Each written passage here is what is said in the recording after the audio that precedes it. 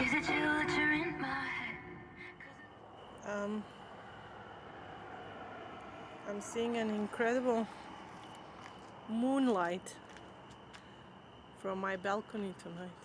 And the reason I'm filming is camera just taking a photo just doesn't do the justice to this moon.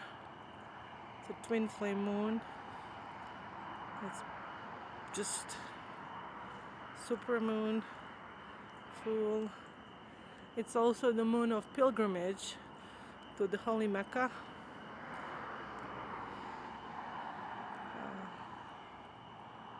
Wow, it's just amazing. And it was lower earlier, but it got higher now. It was just rising. It's still rising, so I wish I caught it earlier because it was bigger and more yellow, golden yellow. It's a lovely twin flame moon, sending love and light to those who need it the most.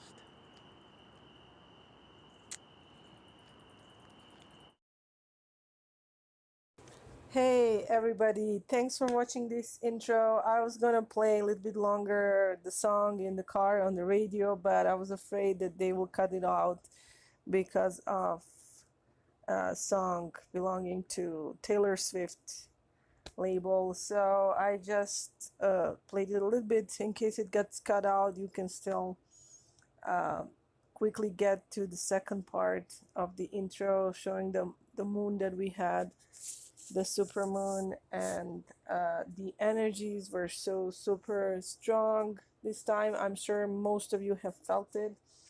And today's video we're gonna talk about 3 different topics. I'm just gonna announce them right now. The topics will be first of all, angels versus demons, not only on your twin flame journey, but in your life in general. How does one handle angelic presence versus demonic presence? And second part is the collective messages that I have for all of you, and take what resonates with you. And the third part, I'm going to be talking about something I will call entering the rabbit hole and dealing with the new acquired knowledge from the perspective of someone on twin flame journey, as well as someone on the ascension, which are basically things that go hand in hand. But it's really important to know that before your reunion, your ascension has to be not completed, but it has to reach certain level of, you have to reach certain level of ascension before, and learning and knowledge before you reunite with your twin, and then the final part of ascension follows. All right, so let's go back and start with the first part. The reason I'm sharing this is because if you haven't and you do fall into such situation, whether it be with angels or with the demons and the dark forces or the forces of light, be prepared for that, and mark my words, and remember and know that you're not crazy, and don't lose your strength, don't get devastated, don't get scared. Most importantly, I'm warning you, if something like that happens to you, don't get scared. So that's why I'm deciding to share this story with you, so that you know how to proceed if that happens to you. So in the previous video we talked about the experience that I had with angels visiting me in human form. As it may sound crazy, but just to recap the previous video, it does show in all scriptures and human experiences that usually most most often angels do come in human form, disguised as humans, or as we talked once before in one of my videos, is sometimes it's as simple as that, that we are humans, but we can channel an angel, we can channel the angelic message to someone else, and that makes us in that moment, in that situation, for that person, it makes us their angel by the action that we do, by the deed we do, but by the words that we say, we are channeling. And so, just as I was so much surrounded and showered by the love of angels the previous week, right after that, amazing thing happened, that I was just in the same way that angels came and surrounded me and started showing up and surprising me. Then I had a demonic surprise party, which by the way it happened, it was such a contrast. It was such a contrast to which makes certain sense. I will explain that in a minute. But it was such a contrast from the week before, that the next week was so full of dark forces trying to surprise me, trying to spook me, is a better word. And and I'm not making this up. It actually ended up with the fire department and police, two police cars visiting my house. And I will tell you in detail right now what happened. You will not believe this yourself, but it really did happen. And at the same time, the presence of God and protection of God was there for me. And just like that person that I met a week before told me that people like me always have protection of the angels and God. It really came, those words came through, because amazing thing happened. So the night after I had visitation from a friendly person, I was sitting outside with my mom, and actually, vibration was so high. Even my mother was in super good mood. We were watching some videos of kids saying darnest things, or funny, just funny YouTube videos. And I usually like watching pets, funny pets and animals, being cute and doing cute things. But somehow we just started watching those kids videos, and those were just really adorable and fun to watch, and we were laughing and just enjoying. Outside was so hot, and it's a summer night, and it's a beautiful garden that we are blessed with, mashallah. So in one moment, my mother looks behind me, and there's a really dense rose bush, sort of making a privacy fence between us and an alley, which runs by the side of my property. And she said, "Ooh, somebody is. Who is that?" She just lowered her voice, and she said, "Somebody is looking. Somebody's peeking at us through the bushes." And I turned around. And I was like, "What are you talking about?" And it was just maybe someone passing by. And I didn't really make much out of it at the first instance, and I just turned around, and my vision is not very good far away, so I just looked around, and then I did see someone shushing and moving around behind the rose bush, and it turned out to be three silhouettes, three persons, completely covered in black hoods, and kind of like the Reaper type of hood, like a cape type of hood, black, dark. And uh, just at first I thought it was just some hoodies, just some kids. But even at that time of night, it was so hot that anybody wearing a hoodie would be like out of their mind. It was so hot that night. And so, of course, what comes to mind is somebody going down the street, down the dark alley, trying to rob some house, a garage, a car, I don't know. And so I got up, I left my video watching and stuff, and just walked behind my house, and they started running. Running. There was a sound of steps down the street, and two of the silhouettes, two of the persons ran down the street. One ran in the opposite direction towards the large boulevard that runs in front of my house, and they just went down the sidewalk, and we lost the sight of them. Then I came out of my, I have several gates at my property, on the side, at the front, and in the back where it leads to the parking lot, to the private parking. So I use the side gate that leads to that side street, that side alley. And as I walked out, I did see two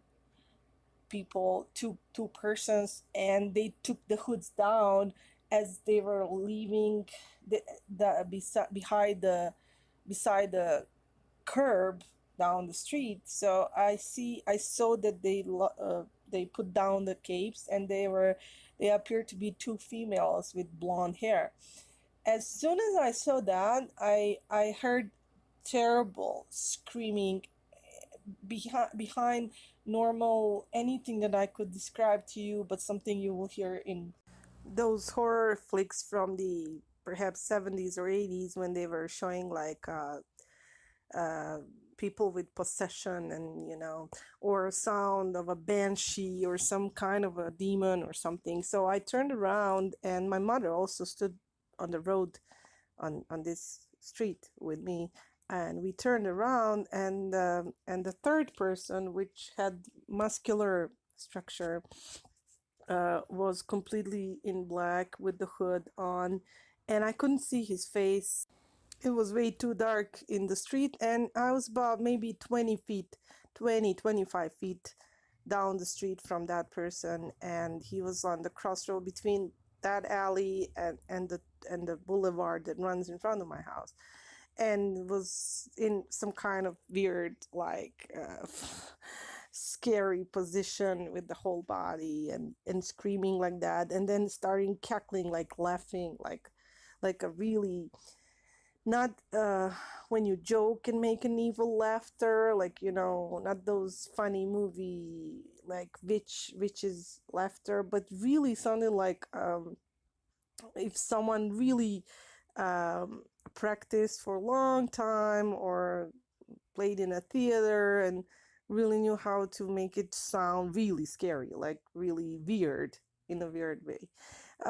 Did I get scared? I'm gonna say it wasn't pleasant, of course, but I had the feeling immediately that this was done on purpose. This was done to spook me. So I actually got triggered. I got mad. I got really mad for what was happening. I knew that somebody's targeting me, that somebody did this for some reason, and I could find several reasons why in a 3D,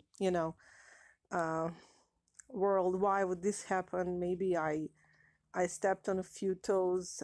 There's a person down the street, family down the street, that had let their baby walk in the diapers in the winter time all the way to that street. Actually, baby was walking by itself, and it happened a couple of times. And through my line of work, I just, like, week later, I was so concerned about that child. And just it was a lucky coincidence that at my workplace someone came to train us for social work, and child protection services person was explaining stuff to us, and I took her business card, and I called later, and I explained to her what I saw. And apparently social workers came to check on a baby and see what's going on. And even the neighbor next door told me that that was the right thing to do, because the mother is alcoholic, father is a drug user or whatever. And so the government took care of that. I mean, checked on the baby. And actually, I've seen that family first time after many months they live on the street. I saw them day before walking together as a family for the first time. So that's actually good that they are improving and everything. But it could have been them, perhaps. I mean, it could have been them telling someone or putting someone up to do that, to revenge that I called, services on them. Although I doubt, I really doubt, I don't feel like it was them, but it could have been them. Then there's a couple of things that I've been maybe watching on YouTube, which is not that I did on purpose. It's just this is gonna be next topic that I want to discuss. Things are coming to me, simply information is coming my way, and I believe the reason it's coming my way is to it's just part of my awakening, just my own personal realization of how much evil really does exist in this world. But for me, that doesn't mean anything in a sense of blaming someone, or I definitely have no intention to ever be one of those people who expose someone or anything like that.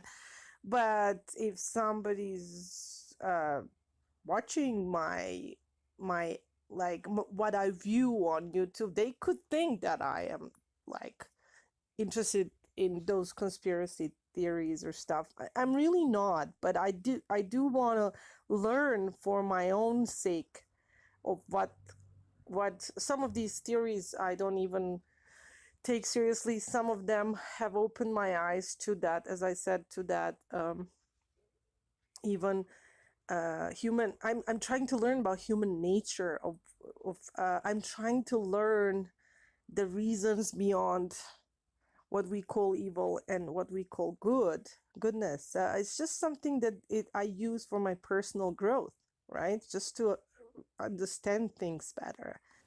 And the reason why I wouldn't even share further what I've learned in these past few deeply awakening weeks is because I don't know when is divine timing for other people to learn those things.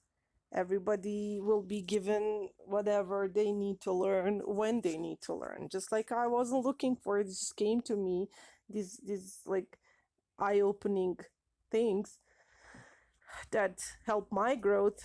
I'm not gonna push anybody else's growth, or force it. But someone out there may not understand, if someone is viewing what I'm viewing, may not understand why am I doing that. Like, what am I trying? Am I doing a research or what?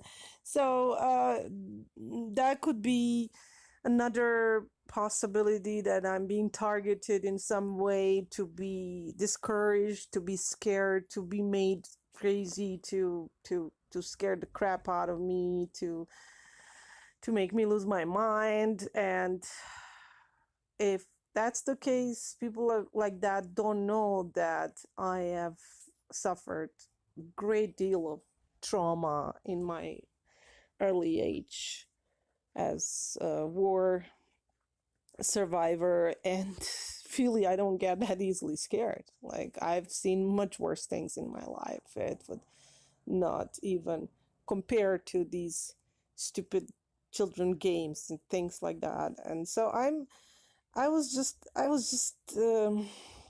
aware of that at the moment. And so to say further what happened is, I turned around, I asked this person, what do you want? What are you doing? What is that? Are you trying to scare me?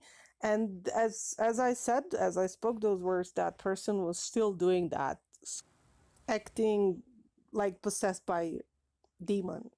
And I started reciting the Quran, specific part that I described in one of my previous videos, the Ayatul Kursi. And that person suddenly just jumped to the side, disappeared into darkness, just ran away, just fled. My mother then really started screaming. She wasn't afraid. My mother is amazing when it comes to being fearless. I'm serious. But she was mad too. She said, call the police immediately. Call the police. What the heck is this? Because she might have thought that a third reason would be because we are Muslim, that could be like, it didn't even enter my mind, but maybe she thought that, because I have not had any unpleasant experiences for all the years that I converted. So I was actually considering quickly, things when things happen like that, think a few things rush through your mind. I was thinking to make a few phone calls and first of all go down the street and find these individuals, just like track them down. But then something amazing happened. I saw the patrol car, police car coming into that, coming through that alley, right as I was entering back into my yard, and I couldn't believe that they showed up so quickly. I thought maybe someone else heard a scream, because one of my neighbors did run out and he asked me, "Are you screaming?" I said, "No, no, no." And I tried to tell him what happened and when the police car came. So it wasn't him. He didn't call police, but I thought maybe someone else did from the neighborhood, and they got scared too. Maybe they saw it through their window. And then I stopped, but the police car wouldn't stop. It was driving through. I guess he was just patrolling to see what's going on. And I didn't know how come he showed up so quickly. And I called him, and he stopped his car, he walked out, and I told him just what just happened. And he didn't seem to be one of those brightest out there, but before he even reacted much to what I was telling him, and my neighbor came to witness, to say what he heard, and he said that he also saw the two girls running down in the other direction. Suddenly, the fire truck stopped in front of the police car on the boulevard, and the fireman just jumped out. And then I was like, who called them? What's going on? Because this is not a situation for firemen. What's going on?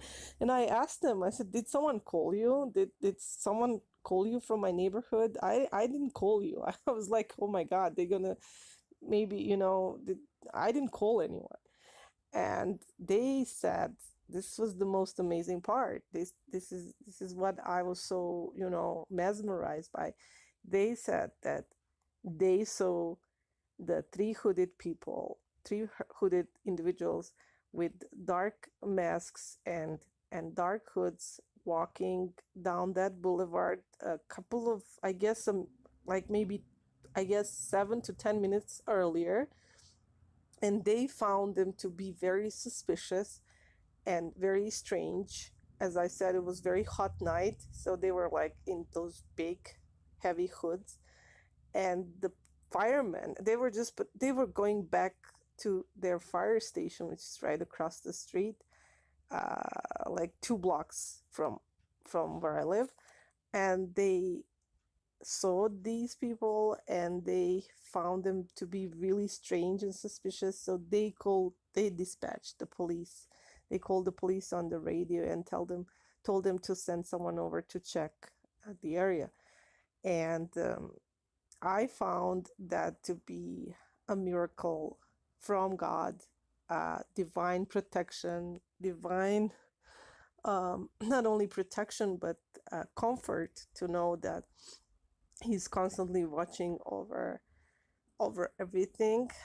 And that was just beautiful, and I just felt so blessed at that moment. And those guys were amazing. They were so nice. They were worried about us. They asked the questions like what happened, what really, because they didn't know what happened in the meantime. And so it ended up being like not a big deal to the police officer. He did make a case number, and he gave me his card, and I will deal with that in 3D later. I do want to do a couple of things regarding that, but I want to tell you from the 5D perspective that I believe that even though that individual was human, I guess, uh, it doesn't matter. It doesn't matter who is behind, who is in the shadows of that shadowy creature. It doesn't matter, really. It doesn't matter. I don't guess that I didn't get scared. I do know that I was going to get scared. I mean that somebody was planning to scare me. There's reason behind that. But it doesn't matter, was someone pretending to joke and make the demonic voice. It does matter that that person is not normal. That person would not do that to another person, or even if they were going to rob something and we were just in their way and they wanted to scare us off. It doesn't really matter. I view that from the 5D perspective, from the higher self perspective, and I can see that as still attack of dark forces towards the light, of the darkness trying to lower my vibration, to discourage me, to get me off the track of what's going on, because the bigger things are coming, the much better things are coming, not only in twin flame journey, but in my life in general. Better things are coming. The day before was a great contrast with all the presence of light and love and sharing and everything beautiful that happened. And it did continue to happen the day later. And that's why I want to read to you something very encouraging right now that you can see on the screen and you can follow up with me. It is the reference in the Quran regarding Moses, peace be upon him, when God ordered Moses to go back to Pharaoh and face him and tell him to let the people go and let them out of slavery and stop abusing them. He confronted the Pharaoh. Pharaoh reacted by accusing Moses of being a sorcerer himself, and so he ordered and gathered his best, Pharaoh's best sorcerers and magicians, and to confront Moses and to sort of do the battle between the magic of the goodness and the magic of the evil. So it says, they said, put him off and his brother, and send heralds to the cities and let them bring you every skillful magician. The magicians came to Pharaoh and said, surely there is a reward for us if we are the victors, right? He said, yes, and you will be among my favorites. They said, oh Moses, either you throw or we are the ones to throw. He said, you throw. And when they threw, they beguiled the eyes of the people and intimidated them and produced a mighty magic. And we inspired Moses, throw your staff. At once it swallowed what they were faking. So the truth came to pass, and what they were producing came to nothing. They were defeated and utterly reduced, and the magicians fell to their knees. They said, we have believed in the Lord of the worlds, the Lord of Moses and Aaron. Pharaoh said, do you believe in him before I have given you permission? This is surely a conspiracy you schemed in the city in order to expel its people from, and you will surely know. I will cut off your hands and your feet on opposite sides, then I will crucify you all. They said, it is to our Lord that we will return. So not only did Moses won this battle of tricks, but he also converted the magicians themselves. They converted to the actual creator of the universe, the source of all that exists. And even under the pressure and the scare of the Pharaoh and his threat to execute them, they still were more afraid of the creator of the universe than this crazy authority that Pharaoh had over them. Now, that's not only here's what I want to point out too. There's a part of the Quran, in the other part, there's another part of the Quran where Moses, before this event, Moses was traveling with his family through the desert. This is way before he came back to talk to Pharaoh. He got married, he formed a family, and he finally separated from what we know from Bible as his father-in-law Jethro. So he went on with his family, and in the middle of the desert. He saw fire. He went to get some for his family. You know, in those times you didn't have matches. You had to get the fire from one open fire to get to start your own. So you all heard maybe about that burning bush, event. And anyways, when the dialogue started between the voice of God that Moses heard and Moses himself, he was asked about the staff that he carried as a shepherd, as a person traveling. He had a staff, and God asked him what was the staff for, and he said for walking, for cleaning, in front of the bushes and what not, for being a shepherd. For it has many uses. But then God told him to throw his staff in front of the fire, and Moses did. And my personal opinion is that when there's a heat, and the heat makes waves in the air, you can see things. I've seen as a child, sometimes the road will appear to be moving because of the heat of the sun in extremely high temperatures. Things appear to be moving, so he threw his staff by the fire, and the staff appeared to be moving as a snake. Now, as I said, I could be wrong. That's my opinion, how that phenomenon occurred, how the visual magic happened in front of the Moses' eyes. But the the point behind this is that God was trying to teach Moses that not everything that we see is as scary as it appears. It could be just a phenomenon. It could be just a trick that our eyes are playing on us. And so he told him to grab his staff again and pick it up. And first Moses was afraid. He thought, like, oh my God, it turned into a snake. What's happening? Or maybe it really turned into a snake. I don't know. I wasn't there. I'm just saying, either way, God was trying to show him that sometimes we get scared of things, but we are to be brave and realize that it's just some trick that our eyes are playing on us, or could be really a sorcery and a magician trick. And just like those magicians in the show, they do things that appear to be one thing, but they're actually just a trick. Um, some sorcerers work in very similar way, and they hypnotize people to see certain things. So God was teaching him that it's okay, that he can just go ahead and pick up his staff, and it was just a staff. It wasn't a snake.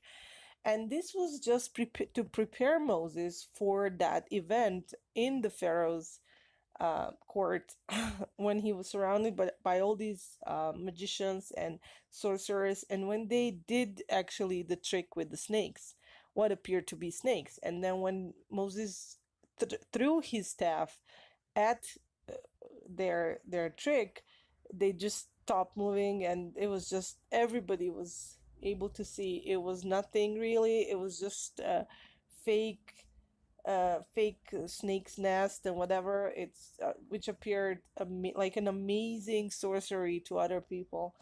And they became humbled. They became embarrassed and humbled, and realized that this man had wisdom of God, given by God, and has been awakened. And the power he had, by the way, that same staff was the staff that Moses used later to split the sea, so that the nation of Israel could pass through and be saved from the Pharaoh. But ask yourself this question: was it something magic about that staff of Moses, or what was the power behind the destruction of the evil tricks of the sorcerers, the splitting of the sea?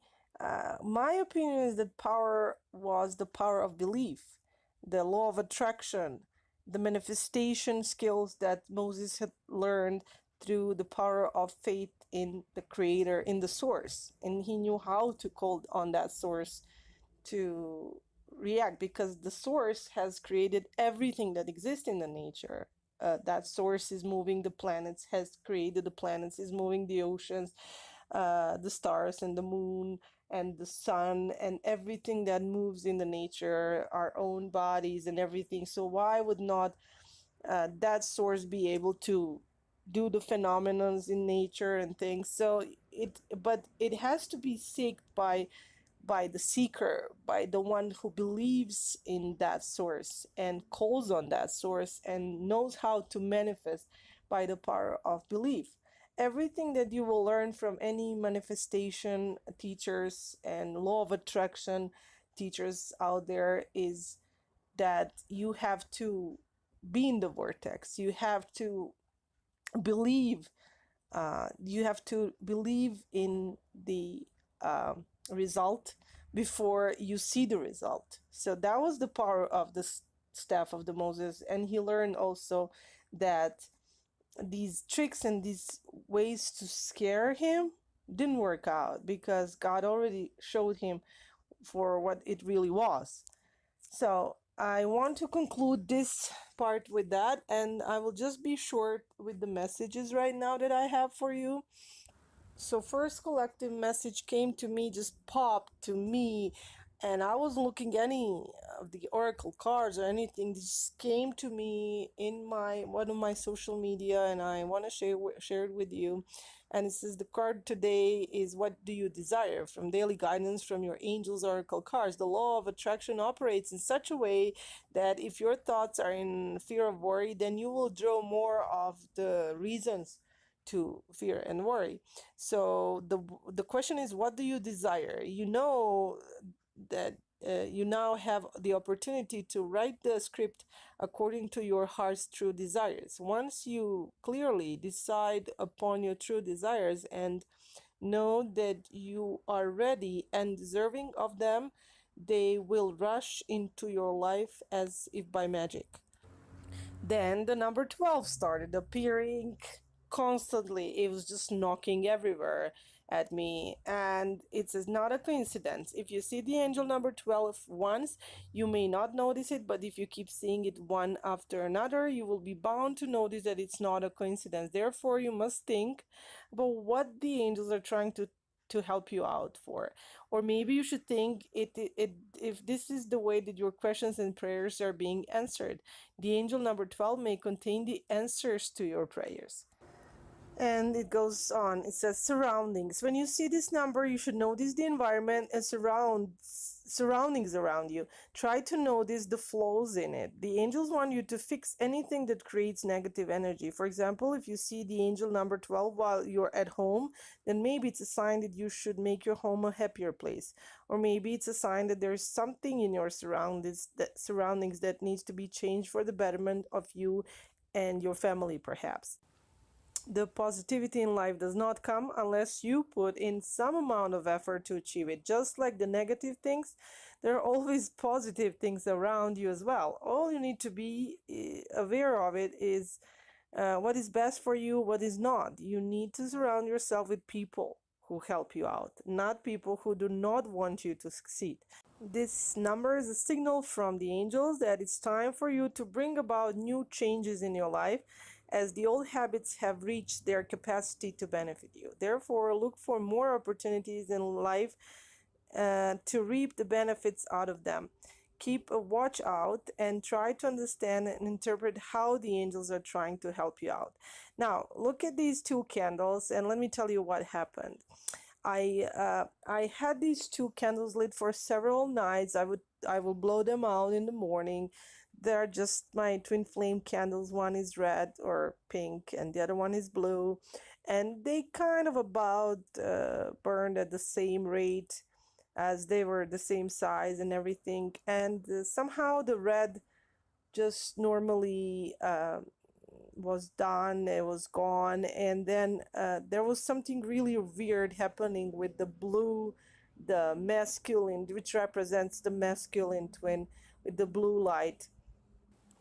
Even though its wax was almost like completely gone, the wick was still there and it just kept on being lit. And I thought, okay, maybe another hour, maybe 2 hours, it's gonna, and I didn't want to blow it out. I just want to see how long that's gonna last. And you guys are not gonna believe me this, but it went on for next 48 hours. I was actually afraid. I wasn't really leaving my house that much, but I did just go out.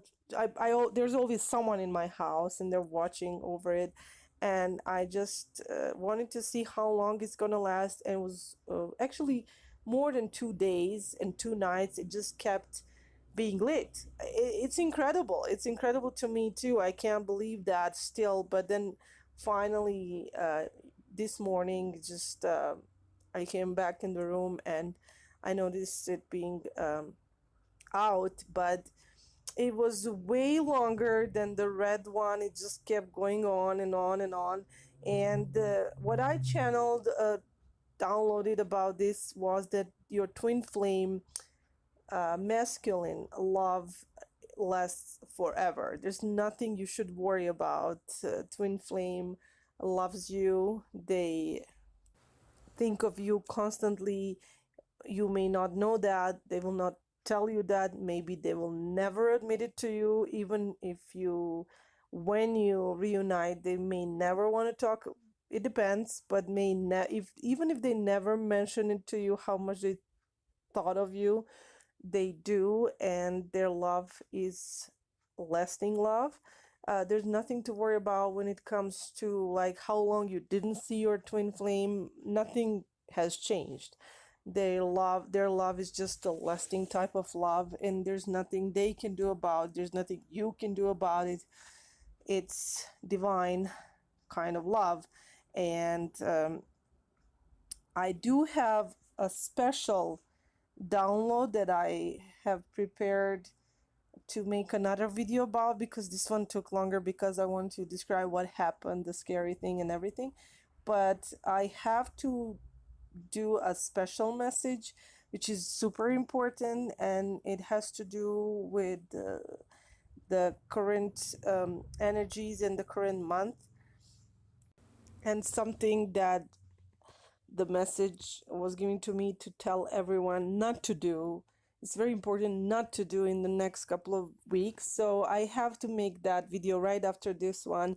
So anyone who is a new viewer, click the subscribe button and the bell so you can be notified when the video is out. My videos are not, for some reason, on YouTube search. I don't know why. I've tried everything. I will try more, but I may even contact YouTube to find out what's going on.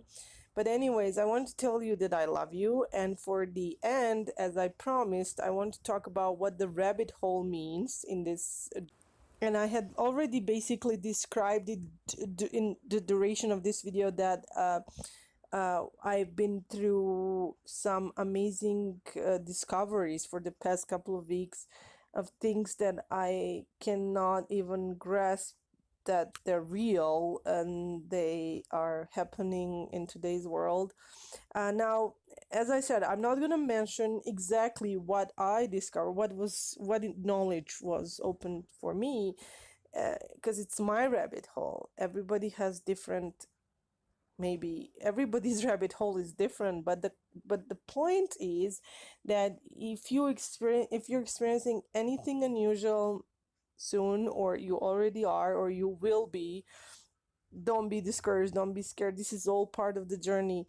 These rabbit holes that you're discovering means that you are actually, your process is going great. It's going as it's supposed to be going. The rabbit hole means that you are discovering things on the dark side that you didn't know ever existed, things in the human nature that you never knew existed, in the politics, in the events, in the human societies, in the communities. And some of these things will be so hard for you to swallow, let alone digest. But that's the point. You have to go through all of these, just like you go through purging your traumas, and you go through purging your ego, and you go through purging your relationship towards your twin, and your past lives, and you have to face your fears, like I'm going through this, or I went through those fears of our own self-inflicted phobias and everything that we have purged so far. It's the time will come when you will purge the rabbit holes. You will discover things that you never knew existed, and you will have to accept, process them, and let go of them. Because what I discovered, what my rabbit holes were things from things, secret things in governments, religions, entertainment industry, things that I could never even believe with my head and my own eyes and my ears that they existed. So do I accept that? Do I accept the evil? Do I accept? No, I don't necessarily accept the evil, but by becoming aware of it, I realize not that I'm being discouraged that, oh my God, there's so much evil in the world. How do we even, fight that? We don't fight that. By realizing that evil runs so deep and darkness can go as deep as it's incomprehensible, then you realize that actually there's always a right balance and the opposite side to that, and that light is much bigger than we actually realize. And then if you're on the side of the light, then your limitations are none. And I will just conclude with these words: do not limit your challenges, but challenge your limits. And don't think that your light can be ever extinguished, neither your light nor the light of your twin flame. And once those two flames come into one flame, then the power you will have will be able to really manifest so many things that these things will be comparable to that of the phenomenon of the splitting of the sea. Mark my words, and one day uh, drop me a message or comment below and tell me that I was right, because I am right, and it will prove to be correct what I just told you. I love you guys. Peace be upon you. Salam alaikum.